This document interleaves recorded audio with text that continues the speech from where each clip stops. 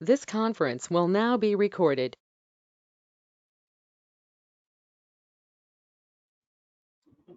Today there are two topics. One is acute complication of diabetes, and the second one is hyperglycemia.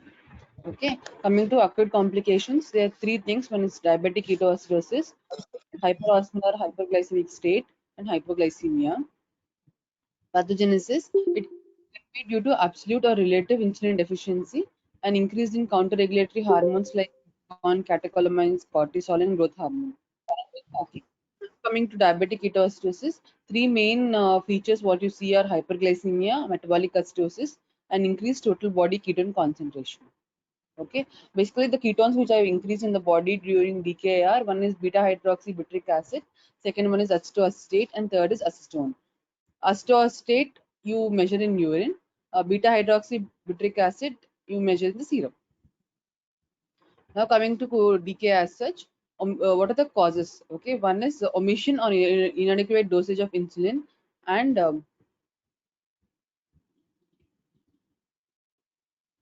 infections. Most common precipitating are the most common precipitating causes. Most patients with type 1 diabetes are prone to DKA, but type 2 diabetes who are at risk during catabolic stress like trauma, surgery, infections are also prone to DKA.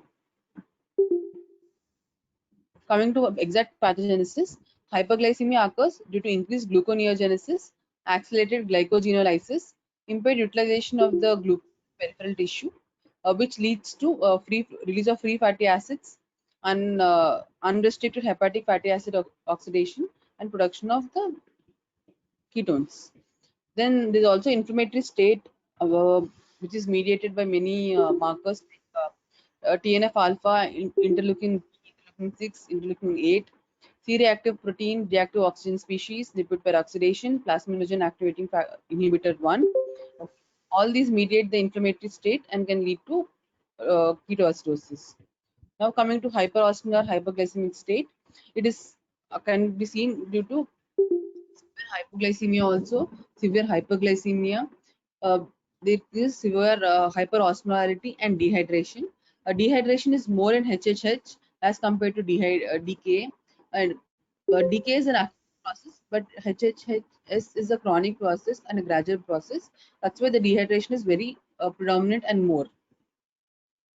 Now coming to mortality rate is higher in HHS, that is 50 to 20%.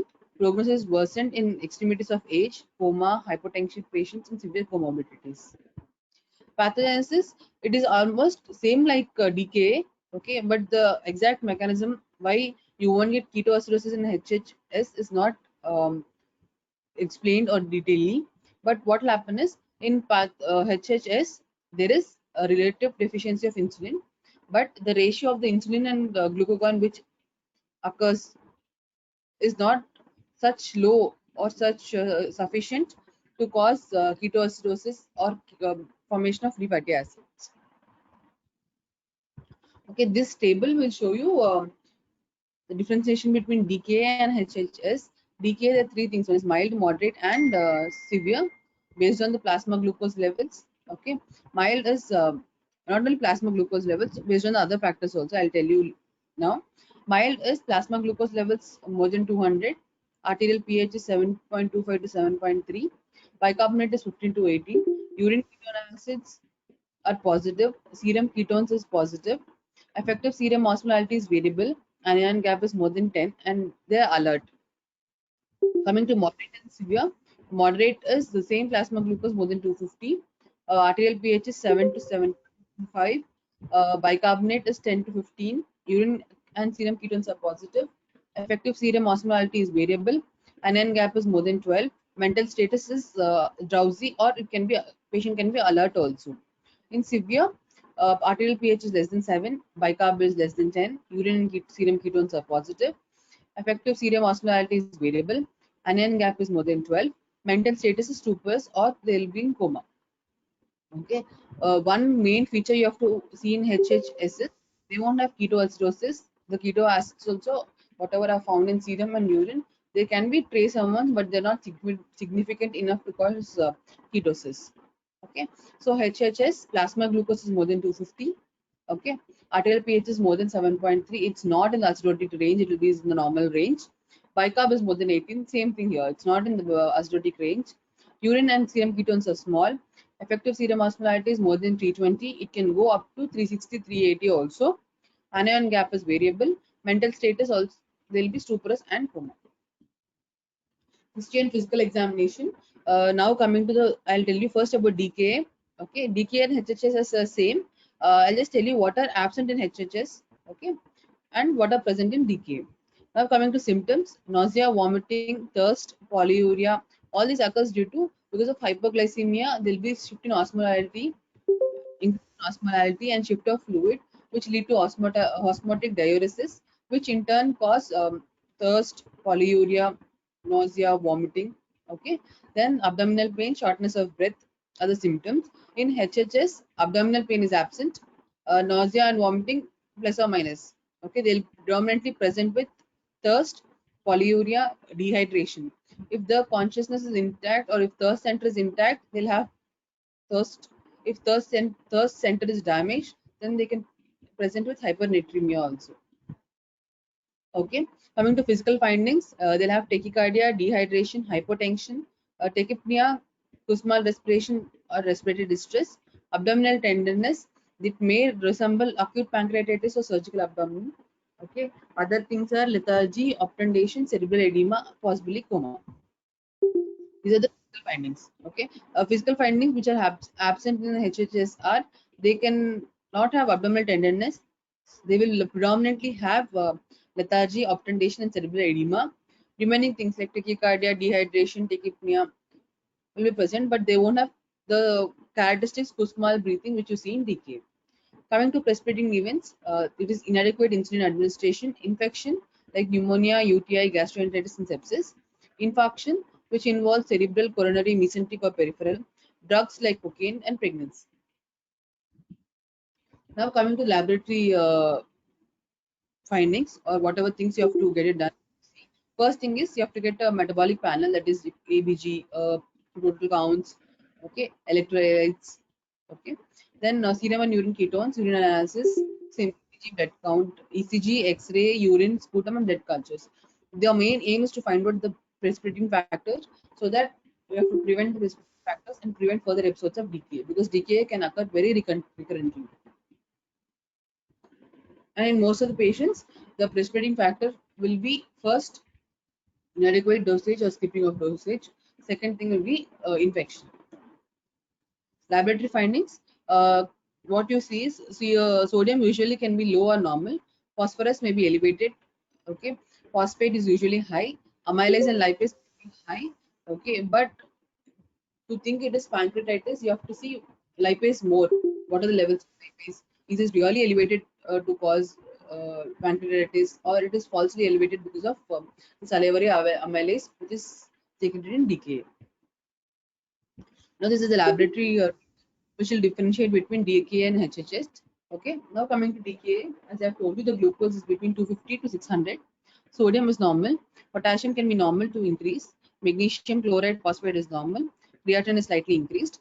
Osmolarity is 300 to 320. Plasma ketones are significantly present, that is 4 plus. Serum bicarbonate is less than 15. Arterial pH is 6.8 to 7.3. PCO2 is 20 to 30. Anion gap is increased. This is one of the cause of high anion gap metabolic acidosis. Okay. Now coming to HHS, the glucose is between 600 to 1200. Sodium is on the higher side, that is 135 to 145. Potassium, magnesium, chloride, phosphate, everything is normal. Creatinine, there is a lot of dehydration in HHS. There is increased in creatinine. Both in DK and HHS, you see pre-renal type of AKI. Osmolarity is 330 to 380. Plasma ketones is plus or minus. Serum bicarbonate is normal to slightly decreased. Arterial pH is more than 7.3. Arterial PCO is normal. Anion gap is normal to slightly high.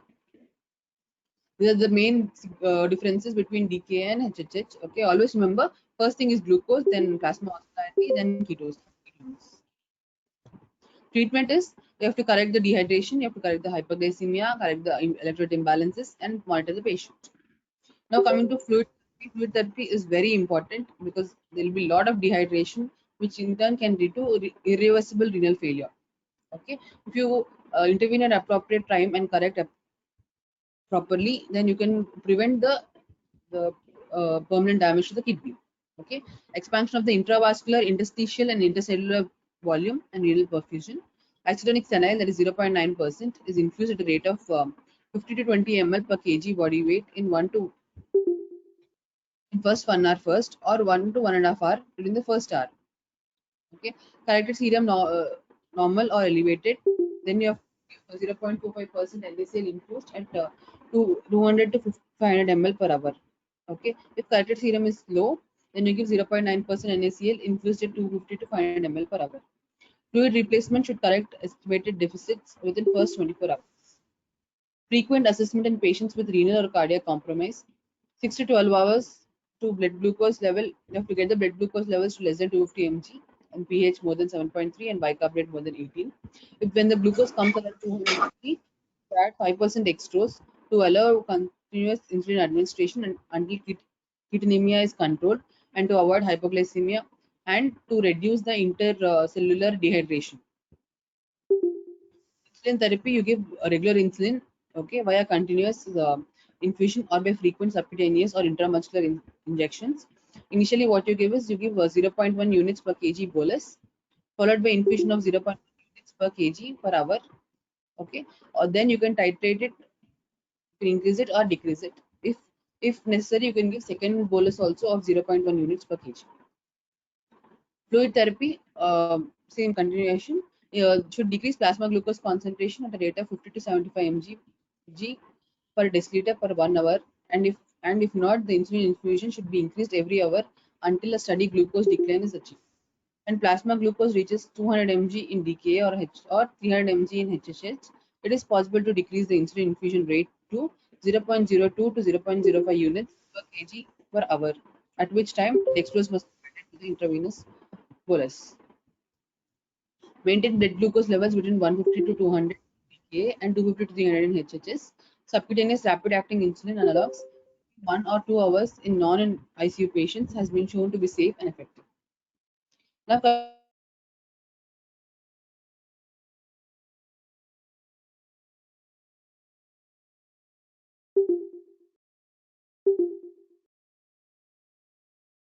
coming to potassium, is fluid therapy will correct hyperkalemia. 20 to 30 milligrams. Always remember, you have to maintain the potassium levels up to 3.3. In case the potassium levels are low, you do not start insulin infusion until unless the levels are more than 3. Now coming to bicarbonate. Bicarbonate, the indication to give bicarbonate in metabolic acidosis is pH less than 7 or 6.9. They have received 100 millimoles sodium bicarbonate in 400 ml sterile water with 20 milliequivalents potassium chloride administered at a rate of 200 ml per hour until the venous pH is more than 7. Okay, repeat until the pH reaches more than 7. Phosphate, sometimes indicated in a patient with cardiac dysfunction, anemia, respiratory dysfunction, and in those whose serum phosphate concentration is less than 1 milligram per deciliter. 20 to 30 milliequivalents per liter potassium phosphate can be added to replacement fluids. Criteria for resolution: one is based on a blood glucose, it should be less than 200 mg per deciliter, and two of the following, that is serum bicarbonate levels more than 15, or venous pH more than 7.3, and calculated anion gap less than 12. Okay, after subcutaneous insulin therapies can be started. Allow an overlap of 1 to 2 hours between the discontinuation of IV insulin and administration of subcutaneous. Transition to subcutaneous insulin. In insulin naive patients, a multi-dose insulin regimen should be started at a dose of 0.5 to 0.8 units per kg on day 1. Okay, then you have to adjust based on the glucose levels. Human insulin, that is NPH and regular, are usually given in 2 to 3 doses per day. Coming to complications, these include hypoglycemia, hypokalemia, thromboembolism, bleeding or stasis, and cerebral edema. Cerebral edema is the main cause of death in children, and it's very predominantly seen in children. Okay, in adult, the main cause of death are thromboembolism. This is regarding your acute complications of diabetes. Now coming to hypoglycemia.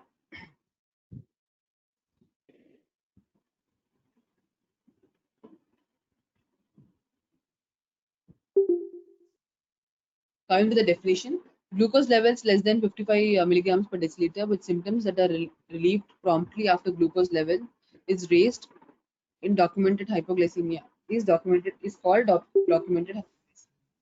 Okay, how do you tell the patient is having hypoglycemia? Based on mainly Whipple's triad, that is symptoms consistent with hypoglycemia, low plasma glucose concentrations, relief of symptoms, and plasma glucose concentration is increased. This is how do you this is how the body balances with the hypoglycemia. One is decreased arterial blood glucose. Then in pancreas and brain, what will happen? First in pancreas, there will be decreased insulin and increased glucagon, okay, which in turn will lead to increased glucose production, increased arterial glucose, okay, and cause the blood glucose to be normal. Then in the brain, there is increased sympathoadrenal outflow, which in turn acts on adrenal medulla and sympathetic postganglion neurons. Adrenal medulla will increase epinephrine, which in turn acts on the kidney and liver and cause increased glucose production. Then sympathetic postganglion neurons, which increase norepinephrine and acetylcholine, which will relieve the symptoms and cause normalization of the blood glucose. Okay. Apart from that, there are few more mechanisms. That is, one is decreased glucose clearance, increased gluconeogenic precursors, that is lactate, amino acids, and glycerol. I'll tell you in detail what will cause what. Okay, those all also will increase glucose production. Apart from that, in brain, the pituitary will produce growth hormone, and from the pituitary, this is increased secretion of ACTH, which in turn will act on adrenal cortex and increase cortisol. Okay, these are the responses. First response, what you see is decreased insulin. Usually, you'll see it around 80 to 85 milligrams per deciliter. Okay, and insulin is the first line of defense. It's the primary glucose regulatory factor. Okay, basically, how does insulin act? Insulin will act by increasing glucogenolysis, increasing glycogenolysis, increasing gluconeogenesis, decreasing the utilization at the peripheral tissue, and increased gluconeogenic precursors, that is lactic, amino acid, and glycerol, which in turn will cause increased production of glucose. Okay, then second line of defense is your glucagon, which occurs when sugar levels reach 65 to 70 milligrams per deciliter. Okay, glucagon act mainly by causing increased gluconeogenesis and increased glycogenolysis. It does not have any role over the peripheral tissue. Then coming to increased epinephrine, this also occurs when blood glucose levels are 65 to 70 milligrams per deciliter. The mechanism of action is similar to the insulin, but it's the third line of defense. It occurs and it is critical when glucose is deficient. Glucagon is deficient. Then coming to cortisol and growth hormone, these are also produced when blood sugar levels are 65 to 70 milligrams per deciliter. The mechanism of action also is same, but it does not act on the peripheral tissue. Okay, it is defense against prolonged hypoglycemia, but not critical. So if the hypoglycemia is prolonged, then cortisol and growth hormone will come into play. Now coming to symptoms, symptoms occurs when glycemic threshold reaches 50 to 55 milligrams per deciliter. Okay, prompt behavioral defense occurs, that is ingestion of the food. When your cognition will be affected? Cognition will be affected when the serum glucose levels are less than 50 milligrams per deciliter. Okay, now coming to hypoglycemia. Hypoglycemia in adults can be two headings. One is ill or medicated individuals, and one is normal healthy individuals. Ill or medicated individuals, one is drugs. It can be insulin or insulin secretagogue, alcohol or others. Critical illnesses, that is hepatic, renal or cardiac failure, sepsis, hormonal deficiency, cortisol, glucagon, and non-islet cell tumor. In seemingly well individuals, endogenous hyperinsulinism, which is seen in insulinoma, functional beta cell disorder, that is nesidioblastosis, non-insulinoma, pancreatogenous hypoglycemia, post-gastric bypass hypoglycemia, or it can be seen in insulin autoimmune hypoglycemia, that is antibody to insulin and insulin receptor, insulin secretagogue, and the final one is accidental or spurious or malicious hypoglycemia. Now coming to the clinical features, common symptoms of hypoglycemia. Coming to autonomic, it can be sweating, trembling, pounding heart, hunger or anxiety.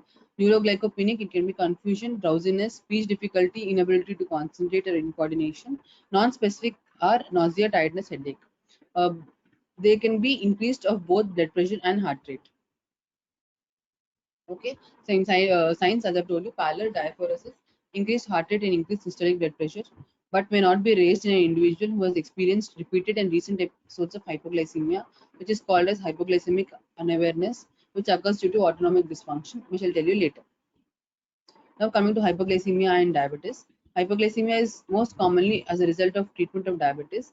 It is the limiting factor in glycemic management of diabetes. It causes recurrent morbidity in most patients with type 1 diabetes and in many with advanced type 2 diabetes and in some times fatal. It causes a vicious cycle of recurrent hypoglycemia by producing hypoglycemic associated autonomic failure in the clinical syndromes of defective glucose counter regulation and of hypoglycemia unawareness.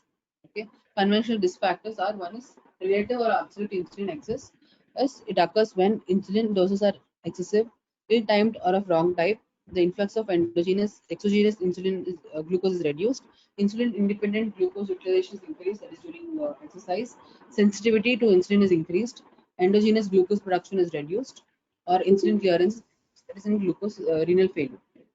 Now, morbidity of severe hypoglycemic in diabetic patients. Okay, most of these CNS, they can have impaired cognitive function, coma, TIA, stroke, intellectual decline, brain damage, focal neurological deficits. In heart, it can cause cardiac arrhythmias and myocardial ischemia. In eye, there is vitreous hemorrhage or worsening of retinopathy. In others, they can have hypothermia, accidents, mainly road traffic accidents with injury. Now coming to what is HAF. HAF is hypoglycemia associated autonomic failure. Okay, the concept of HAF and diabetic posits that recent antecedent iatrogenic hypoglycemia cause both defective glucose counter-regulation and hypoglycemia unawareness. Defective glucose counter-regulation compromises physiological defense, and hypoglycemia unawareness compromises behavioral defense. Now, basically, what is defective glucose counter-regulation? Failure of all three lines of defense, result of antecedent iatrogenic hypoglycemia, glycemic threshold is shifted to lower plasma glucose concentrations, almost more than 25 or more risk of severe iatrogenic hypoglycemia during aggressive glycemic therapy. Okay, so basically what will happen is when the glucose is reduced, there should be decreased insulin, increased glucagon, and increased. But in defective counter-regulation, nothing will be there. Okay, there will be no increase in insulin glucagon, no increase in epinephrine. So that's why the hypoglycemia will be more worsened. Hypoglycemia unawareness caused by the reduced sympathoadrenal hypoglycemia caused by reduced sympathoadrenal response to hypoglycemia, characterized by loss of warning adrenergic and cholinergic symptoms that previously allowed the patient to recognize developing hypoglycemia and therefore abort the episode by ingesting carbohydrates. 6 times increased risk of severe iatrogenic hypoglycemia during aggressive treatment. These impaired responses create a vicious cycle of recurrent iatrogenic hypoglycemia. Okay, now in half what it says, in early type 2 diabetes, there is relative beta cell failure, marked absolute therapeutic hyperinsulinemia, falling glucose levels, isolated episodes. So in early stages, what happens is only relative deficiency. Okay, there's the patient will recognize the falling in glucose levels and will abolished by eating, or they'll call for help and get aborted. In advanced, what will happen is there is absolute beta cell failure, okay, relative or mild to moderate absolute therapeutic hyperinsulinemia, falling glucose levels, beta cell failure. So since the beta cell is not working properly, they won't be reduced the insulin and increased glucagon production. So episodes of hypoglycemia, which precipitated with exercise and sleep, will cause attenuation of sympathoadrenal responses to hypoglycemia. Okay, once the sympathoadrenal response is not recognized properly due to reduced adrenomedullary epinephrine responses, there will be defective counterregulation, and due to reduced sympathetic neural responses, there will be hypoglycemia unawareness, which in turn lead to recurrent hypoglycemia. Now, hypoglycemia without diabetes. Main causes drugs, that is insulin, sulfonylurea, quinine, pentamidine, salicylates, sulfonamides, indomethacin, ethanol, haloperidol, ACE inhibitors, and others.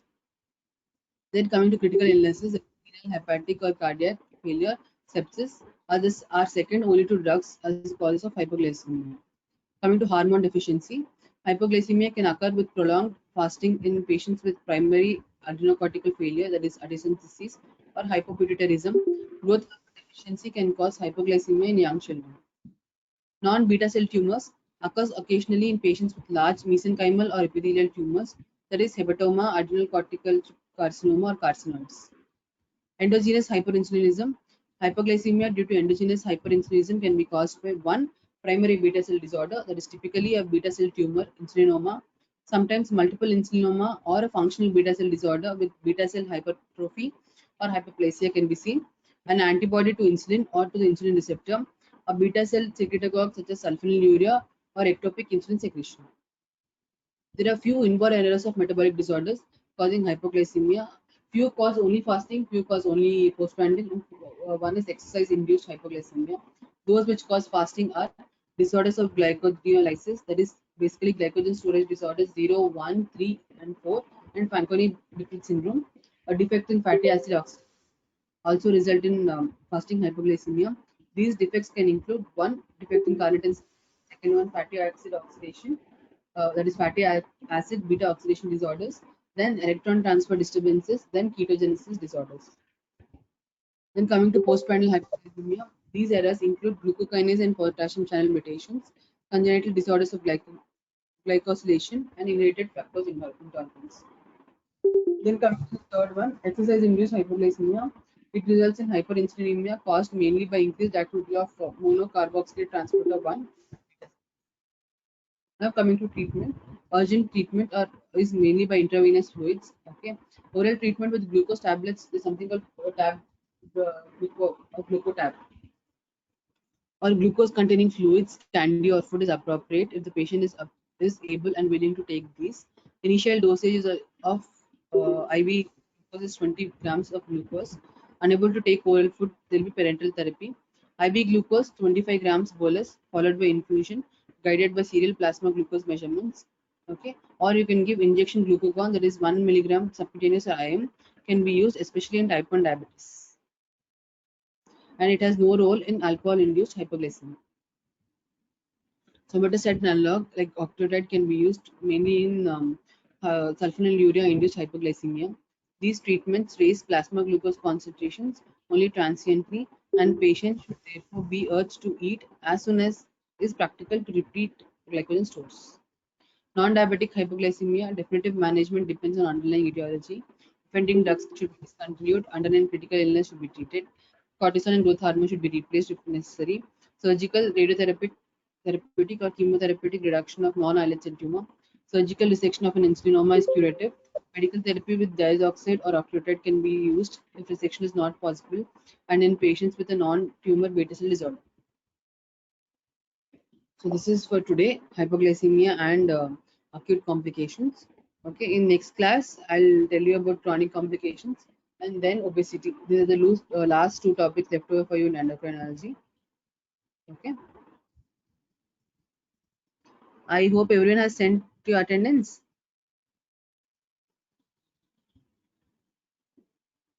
This conference will now be recorded.